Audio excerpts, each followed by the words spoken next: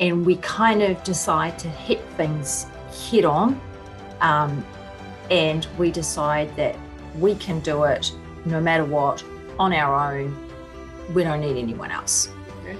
Right? So that was how I started off, and I really had to learn that that was just not going to pan out.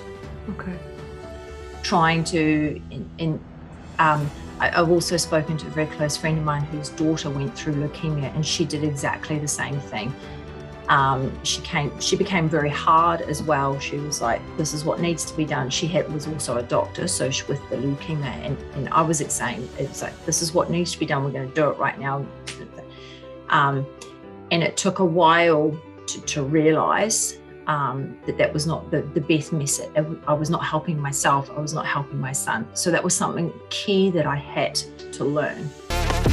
Hello everyone, welcome back to my channel. I'm Kornelia Zegiel. I'm the leader of Global Women Club in Frankfurt. For those who are new here, this channel is mostly about the leadership and personal growth. If you want to reach out to the next level, please stay tuned, because I highly believe those videos and interviews will inspire you to transform and grow.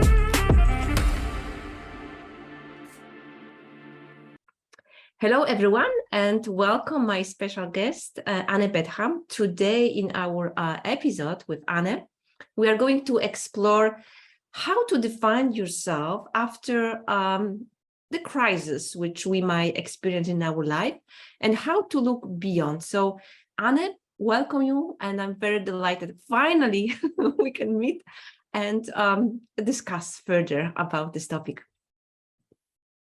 Thank you so much for having me. It's great to be here. Thank you. Yeah.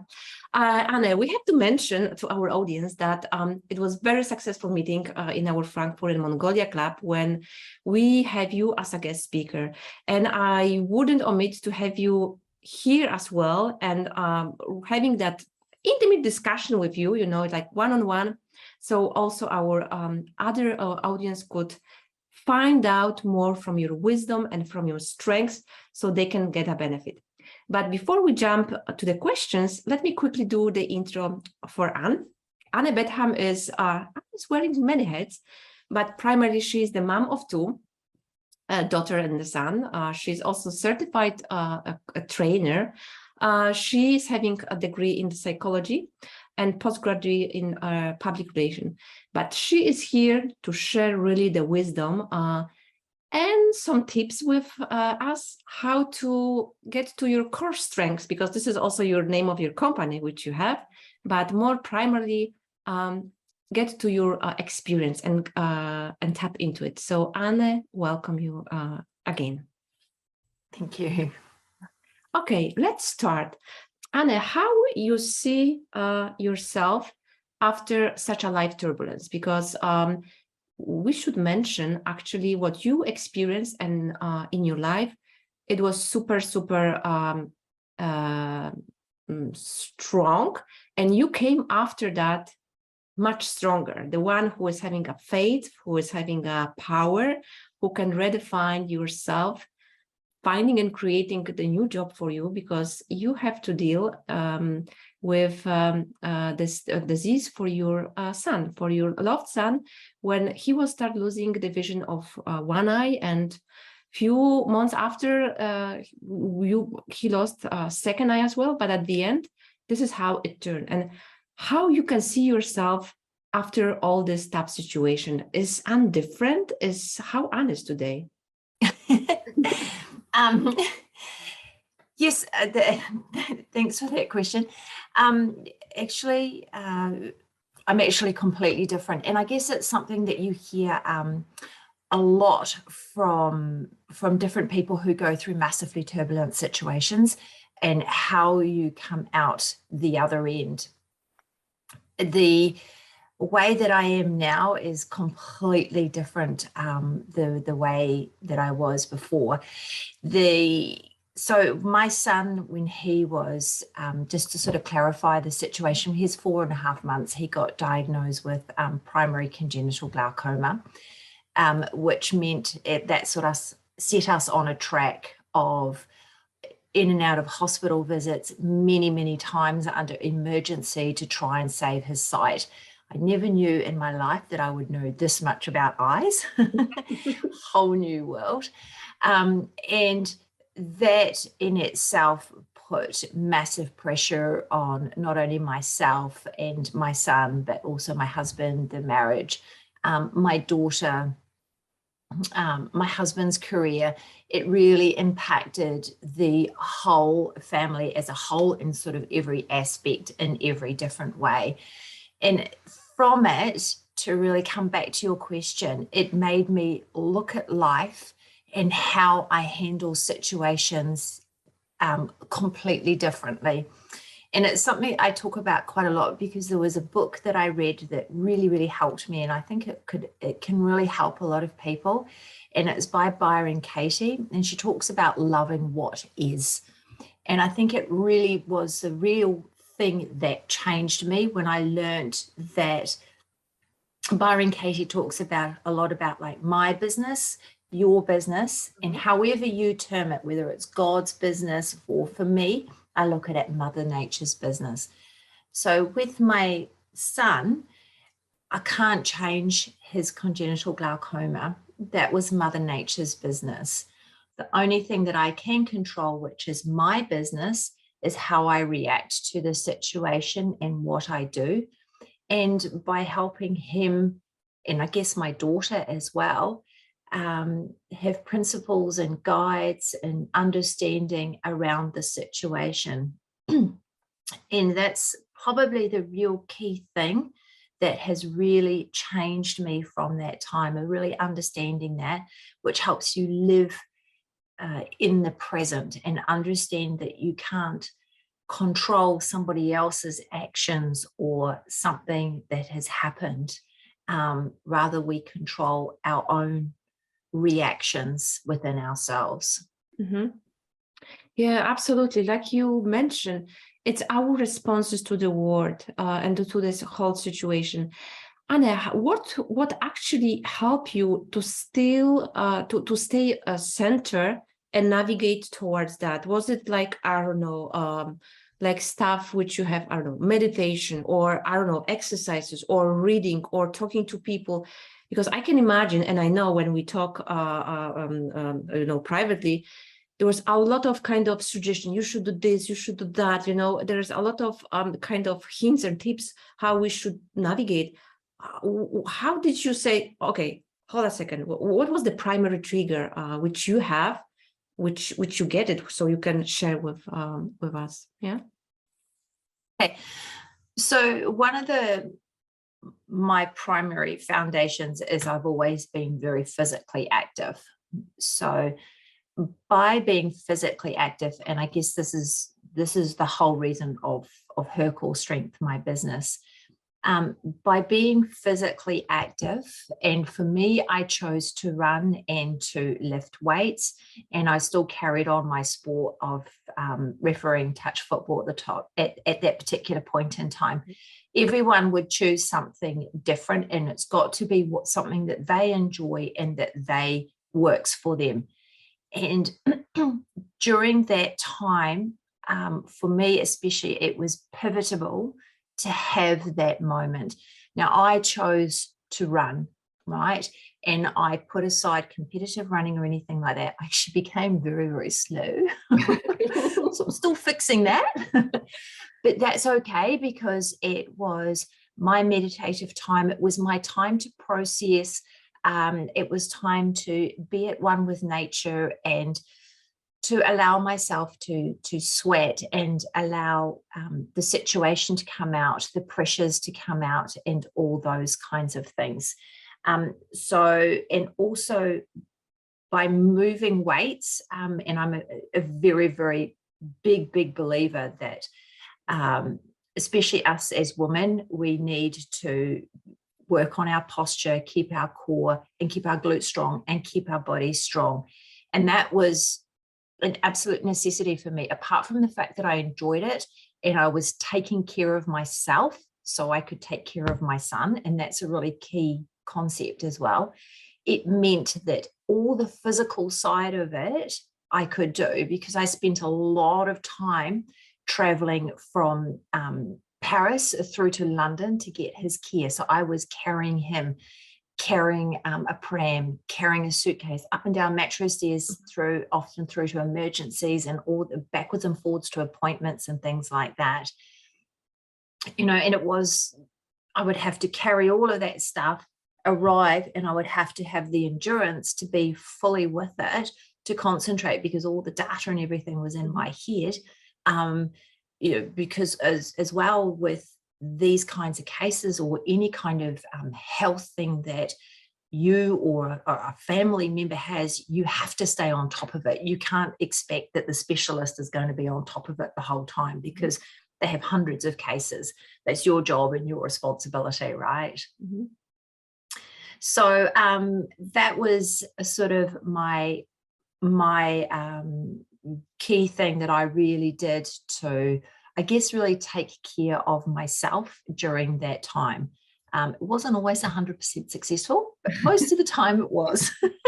Yeah, I love that. And you know what, when I'm studying if I'm talking even to the successful people, it's absolutely common denominator, they having a strong body, because strong body could handle the stress, could handle the difficulties. But I would like to also ask for your mindset, because I think that the healthy body, the strong body, like you explained, this is one part of the whole puzzle. There's also the mindset thing, because for you as a mom, as a wife, you carry over a lot of, I would imagine, responsibilities, you know, managing and juggling all of that. And how did you manage that? And how important is the mindset concept? Because I know you are having super strong mindset as well. So if you can share a few core things which you have as well, because later on I would like to jump to another subject related how those mindset are elevated to the whole family, you know, and the whole family is supporting that as well. Yeah, so mindset, I guess that's again why I like the strong body, because by feeling strong, for me, creates a strong mindset. And also there's a lot of research out there that basically says, you know, when you stand up tall, you feel confident and you feel strong. Further than that, with mindset, I think the real thing for me kind of goes back to what I said before, is really knowing and understanding what I can control and what I can't control. And there's a lot that sort of talks about, and I think this, from my experience, this is very, very true. If you're feeling depressed, it's because you're living in the past. And if you're feeling anxious, you're living in the future. So I notice it with myself. If I start to feel anxious, particularly about my son's situation, or something that my daughter does, or something that's happening in my life, it's like my mind has gone on to all the negative possibilities without actually perhaps the positive possibilities, and coming sort of back to that moment, to where I am right now. Because you don't know what's going to happen in the future, and the past you've just learned from that, right? So you're taking those learnings to move forward into the future. And with the mindset thing, I really, in particular, pertaining to my son, one of the things that I really, really remember and focus on is that my path is not his path. Mm-hmm. Right. So my son and my daughter, their journeys are going to look completely different from mine. They're different people living in a different age with a different set of experiences and things like that. And I can give a really good example of that. Not so long ago, mm-hmm. my son's school report came through, which was actually very, very difficult for me to deal with. Because they ran a set of evaluations on him, and he came in sort of the top 5-10% in the country, if you want to talk intelligence-wise, right? but then his actual report says he's below average, well, at the beginning of learning to read and write. And the reason is because at the end of 2020, he had a further accident to his only remaining eye, which rendered him a Braille reader. So at the age of 7, 8, he had to start Braille pretty much. So that means by seeing his report, and my heart sort of, I guess, sinking, because I'm looking at this report going, he just turned 9 on Sunday last week. My 9-year-old is just starting to read and write, yet he's considered in this level of intelligence. But the reality is that he, he's on a different path. He'll have resilience like no one else, like nothing else, with having to completely change direction and, completely change his method of learning. It's huge. So just that's how I kind of really pull my mindset in, and just remembering those things, that his path is just not the same.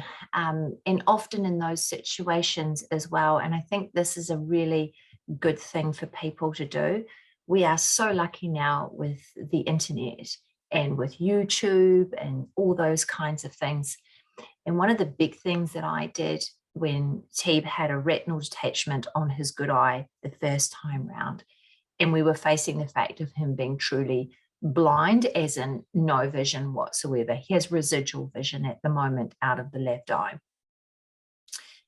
And the first thing that I thought to myself, well, he could be blind, but that means he's not dead. It can't be and this is quite blunt, that it can't be the end of life. It just can't be, right? So the first thing I did was got online, and I found a YouTube TED Talk from a guy called Ron McCullen in Sydney, who was blind from birth, and he'd gone on to do all these wonderful things, was a blind professor, the first fully blind professor at universities, and it just had an amazing career. And I just looked at him, and he was just this most beautiful, amazing person. And we're so lucky now, because we can take hope and faith from these kinds of things, just with the understanding that our child's path is not going to be the same.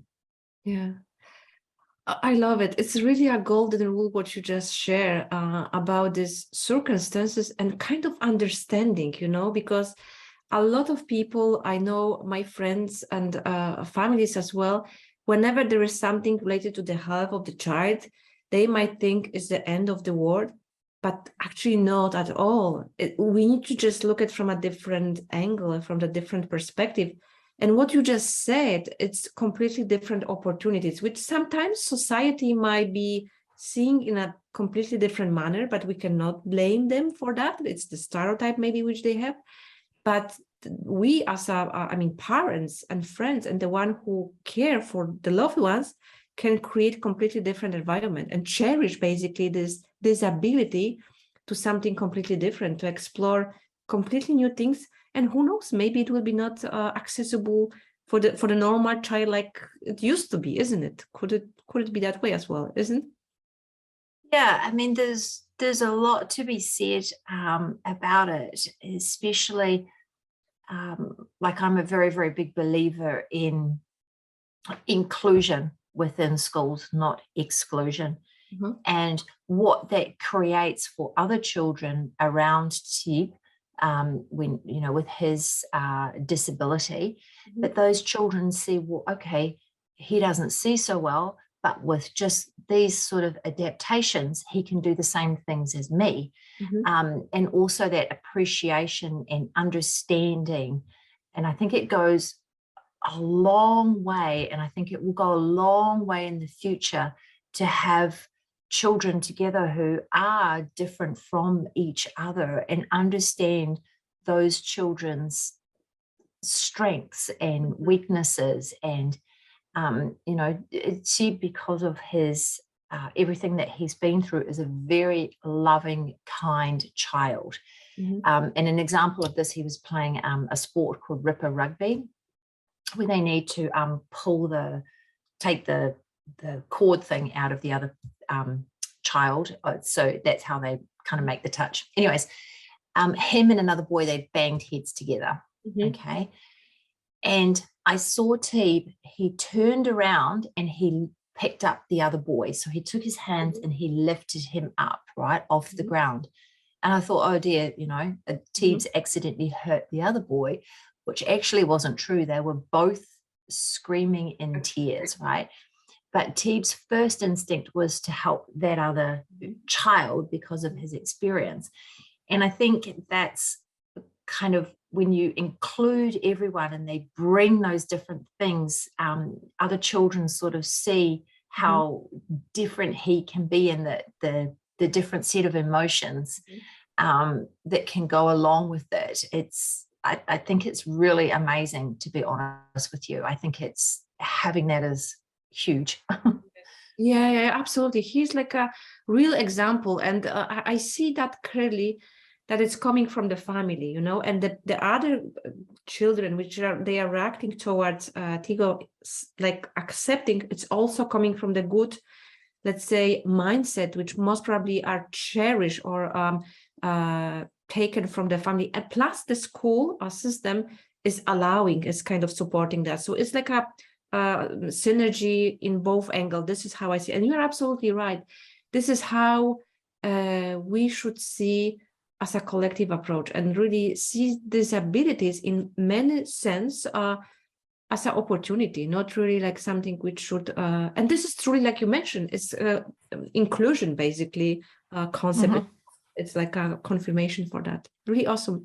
And we talk about mother be on a center, but how important is the whole inclusion concept in terms of family? Because I'm trying to ask your opinion, because you are a good example that you can thrive as a full family going forward, because sometimes it's a test for the family when families collapse, they split for different life events, but you overcome these challenges. And how do you see the role of parents here? Because we as a woman having, I think, sometimes too much responsibilities, but this needs to be also shared with partners, husband.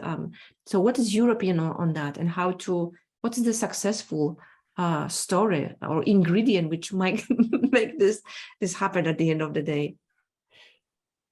So sort of first and foremost, like most marriages, I think there's only like 1 in 10 marriages, something like that, survive this kind of emotional distress with a child. And I think it's a big thing that it was a skill, if you want to say it, or an understanding that I did not have at the start. Women and men go through these kinds of things very differently. And I guess it's something I need to sit down and ask my husband how he felt and what he thought and the processes that he went through. But what I saw from my perspective and what I worked on from my perspective, so this is completely my perspective without taking him into account. Women are wired to be that primary caregiver. And I sincerely believe that when a child is in our womb with the umbilical cord and the connection, there is a connection between a woman, a mother, and their child that instantly knows there is something wrong and something's not right. It's quite an amazing, and any mother will tell you this. And even before T was diagnosed, I knew something was wrong. I was in 4 or 5 doctors with tears.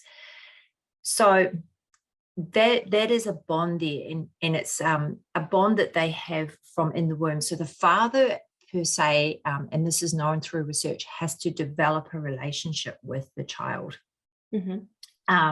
which comes along a lot different and in a lot different manner, a lot more different manner. But I think as well, there are still sort of outside society pressures, and not even pressures, but kind of like a mindset for men that they still need to provide for a family, right?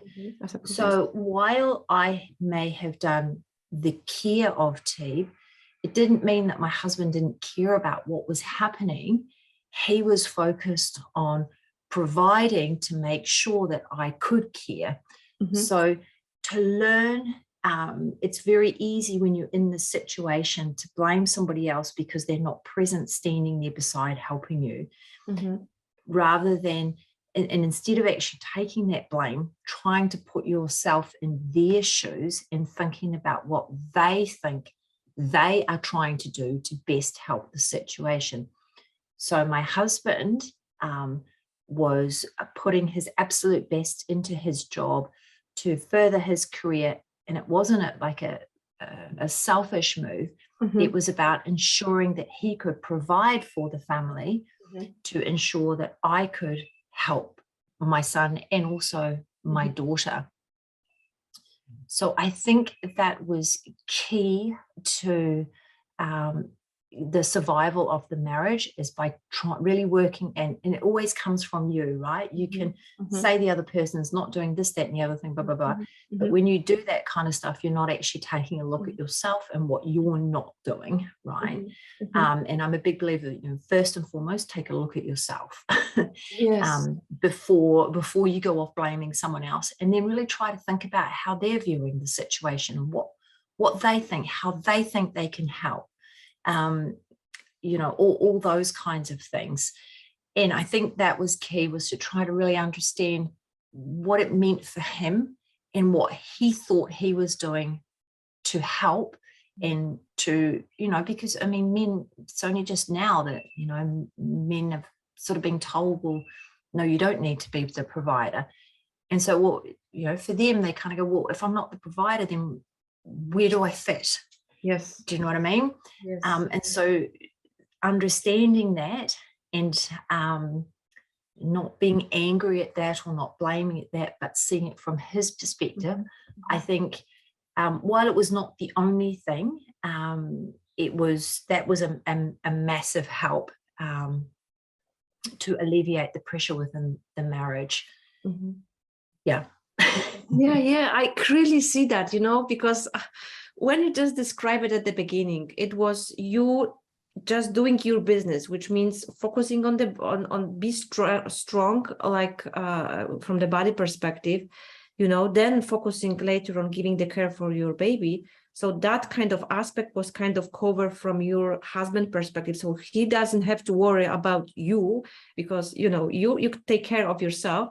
You can manage the son, so he can provide. So I think the cadence and the responsibilities work perfectly fine. Of course, it's not easy. I'm not saying it's absolutely difficult, but from the structure perspective, it makes absolutely sense. And the cadence, they can follow one after another, which is actually the formula for the success. Because later on, when situation stabilized, when Tiago was you know, getting back to the kind of normal, let's put it that way, life, then you also get back on the market with your different way of doing this stuff. Because I know you had a full-time job, you were also very successful. It's you could you know, having a family and be still active in the job, but then you need to restructure yourself in a completely different manner, dedicating more time to your son. So when that strength came, you know, it was something naturally, which it was your instinct, or how that part developed, and, you know, having your company, you know, I want to get more about that aspect, you know, when you are really like delivering as well, you know, thriving and empowering others. So can you share a little bit more? Yeah, sure. Like, so during the whole sort of situation, and things, we had a few years that were really, really bad. That was a very difficult time to get through. And then sort of things just started to sort of calm down. And we had sort of a 6-month period. And I guess that's when I sort of started to think about, going back to a full-time job with having to be in a situation where I may need to drop everything and go and help my son. That's just not going to work anymore. And I also kind of going back to my belief in Mother Nature and things like that. I kind of felt that Mother Nature had taught me all these things, and perhaps I needed that it was then my role to share what I learned, and hope that maybe there's 1 or 2 things that people can take that might help them, or they can adapt it to their lives or things like that. So it was at that point in time I went back to become back to retrain as a personal trainer, which was just update my certification basically. And I opened up HerCoreStrenght, primarily because working by myself allowed me to adapt my time around what I wanted. And I knew for sure that if I wasn't present for my children, that's just not going to make me happy. That's just not going to make me, you know, a functioning employee or anything like that. So plus I had a very strong knowledge and truth that taking physical care of yourself was such a strong foundation for your mental care and your ability to do anything in life, to lead a full life, really, no matter whether it's because you're going through a crisis or because you want to go off on holiday and you want to go water skiing or climbing mountains or stuff like that, right?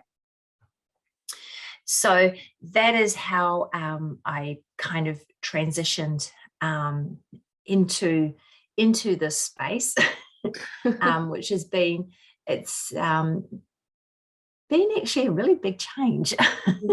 And it's been a lot of fun. So yeah. Yeah, great.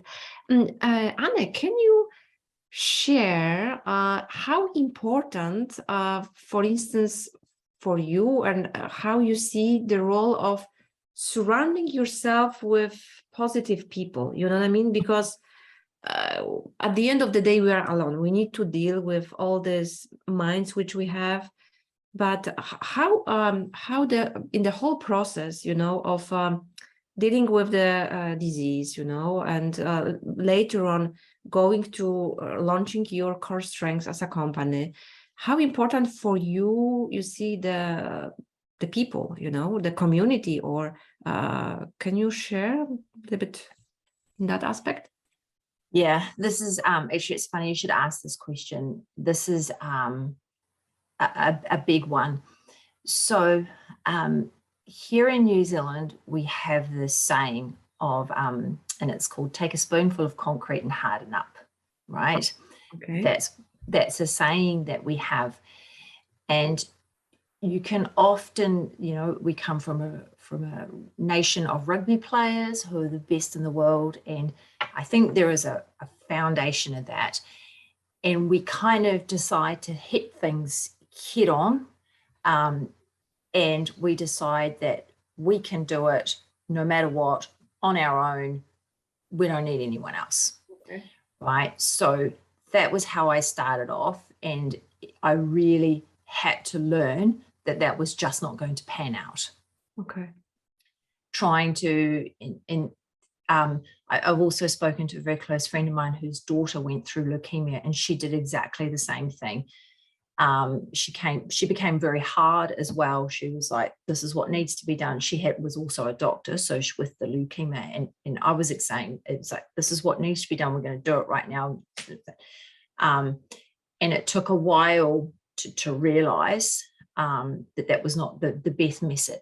I was not helping myself. I was not helping my son. So that was something key that I had to learn. So then I had to go through the process of because other people would, when I was deep in the situation, other people often frustrated me because I felt like they had no idea, which was probably true. You know, it's a very different experience, right? But then one person, you know, we could have two children who have congenital glaucoma side by side, and the experiences would not be the same. So to actually learn that other people were just trying to generally care about me and the situation was another learning step, and in learning to allow people in that first instance, particularly family and things like that. It was actually very difficult to allow people in, to even it took me a while to understand and to think about other people's opinions and kind of go, well, okay, you know, that person's offering that suggestion, maybe there could be something in here that might help me. Right. So this actually was a very big learning process. And I believe it came a lot from this New Zealand culture, this, you know, that we have. And progressively from there, I learned to surround myself with people who did really genuinely care. And when I was living in France, I had a great group of friends who, you know, if I had to drop everything and go, they would pick up with my daughter Oceane, no problem, get her to school, everything like that. And they would drop what they were doing to help with Oceane. And so to get myself from that point where I was just like, nah, I'm doing this myself. I know, I don't need any help. I've got it under control. To that a point where I allowed people in. That was a big step for me personally. And I think kind of as women, we often do that as well. We kind of go, I've got this, you know, you don't know what, and this is another marriage thing as well, because we go to the husband, you don't know what you're doing, right? I'm the key, rather than actually kind of going, well, they actually have some important points, right? They're a part of this. So that was a big step for me. And then the next step I took, and this is kind of being, you know, very honest about like the change that happened in me. The next real step that I took was when I opened a business of surrounding myself with people who know about those kinds of things. They're either got more experience with me, or they're at the same point as me, kind of going through the same issues and all that kind of thing. And that, especially out in here in New Zealand, has allowed me to grow some really beautiful relationships and get to know a completely different group of women, which is absolutely phenomenal. And that helps me keep growing and as a person. That, you know, inspires me. And I see some of the things that they're doing, and I'm like, wow, that's really cool. It's, you know, it's lovely. No, it's so yeah, that was a big change for me. I'm glad that you mentioned that, because this is so typical. I can even say, regardless of the culture, you know what I mean? Because Polish people, I'm Polish, and even if I'm living in Germany, we women having that tendency that we are sometimes guarding ourselves, you know, not allowing anybody. But I think this is a stupid way of doing things, because we harm ourselves at the end, instead of allowing, like you just beautifully explained about the whole relationship, you know, surviving as a marriage, because you are, as a wife, as a woman, as a mother, allow yourself kind of giving the space and as well to contribute. So I really love your honest and transparency, and really we should really highlight often that aspect, and as well for other women, that there is no shame at all. There is no, it's just our kind of beliefs sometimes which we get from this society, or the way we get, I don't know, raised, or culture, like you mentioned your New Zealand thing. But yeah, it's very important to bust that one, because life is easier at the end later on, isn't it? Oh, it's much easier, especially if we help each other out, right? You know, and that makes a massive difference when you kind of let that barrier down and you kind of go, well, I can help them, you know, and then they will help me, kind of thing, when in my sort of time of need. So yeah, But then as well, I've also heard it explained in terms of it being a mountain. Oh yeah.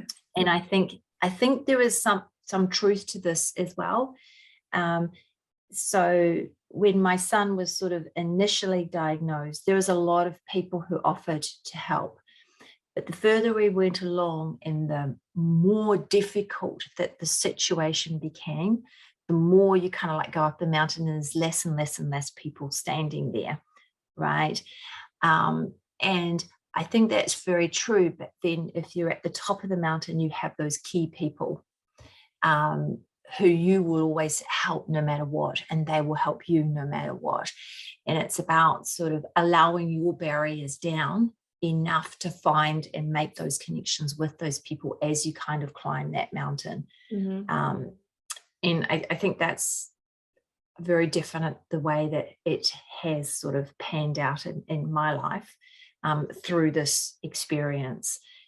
And I think there is a big point of saying to let down those barriers, be yourself. You know, it's okay to show your emotions. It's, you know, that's okay. And, you know, there's just been, when you show your emotions and you show that connection, it does allow those relationships to form in many different ways. Mm-hmm. Yeah, so beautifully said, really. And I also remember when you shared your story, inspiring and giving the power and the faith for the Frankfurt and the Mongolian community. You really make a difference in that sense, because if one did it and it's a good example of success, then it's easier to see the role model and say, why I cannot be the another one in repeating that story. So Anne, thank you very much for sharing your wisdom, your story, which is very, Thank you very much for having me. very beneficial. I enjoy so much talking to you, you know. So once again, thank you very much. And do you have anything which you would like to mention about your programs, which you have, where our audience could find you, something which you want to mention? So feel free. Okay. Yeah, sure. You can definitely join my group, which is HerCoreStrenght, Fit and Strong for Life, which is on Facebook at the moment. So every week I go live. You can ask any kind of question, health and fitness related, even mindset questions, anything like that. You can fire away in the group. That's what we're there for. Well, that's what I'm here for. In there. So that's the primary at the moment. I am working at the moment. So I'll be coming out hopefully with a few different courses. Things have had to change direction as I've grown to understand how things need to work online, and a space that I'm going to be looking at quite in depth, along with posture and core strength, and training as women in a way to make us strong. I also am going to be hopefully, well, I will be, but I'm not too sure when this will be out, developing a whole perimenopause course. So hopefully that course will, well, I intend for that course to sort of be a 6-month to 1-year course that will cover not only the perimenopause physical side with training and how it affects our hormones and all those kinds of sort of physical side, but also the emotional and the mindset side as well, and how, drawing on my experience and what I have gone through and what I have seen, how we can actually take control back over our own lives. Because I think this is a big thing that I see an awful lot happening with women, that we are, and I think my mother-in-law put it really well, we're the squeezed generation. So we've got children here, ourselves in the middle, still trying to make an income. We're in an unprecedented time, right? You know, women never in the past have had to work full-time, take care of kids and take care of their parents, never mind the ideal that they need to give to a charity and take care of friends around them. It's just we get pulled from all directions. So with that course, as I said, not only the hormonal physical side, but also this emotional mindset side of focused on the idea of, taking back control. So that's what I'm working on at the moment, but it would be great if people would love to join the Facebook group. And yeah. Awesome. We're going to put the links on the description box down below. And I know what will be the second subject of our next meeting, our interview, the core, the posture and all this stuff about healthy, because I know you are the encyclopedia of that and source of good tips and knowledge. So I'm pretty sure we might record the second episode 2 with Anne. Yeah, I'd love to, because that's a really important one to me. That's a really, Yes, absolutely, especially for the ones who are working in the office, PC. Yeah. So I'm really looking forward. Okay, so Anna, thank you very much, and looking forward to hearing and talking to you once again. Thank you. Bye. Thank you so much for having me. If you enjoyed the contents of this video, click the subscribe button so you can receive more content like this every week. If you want to keep developing yourself, check my recommended videos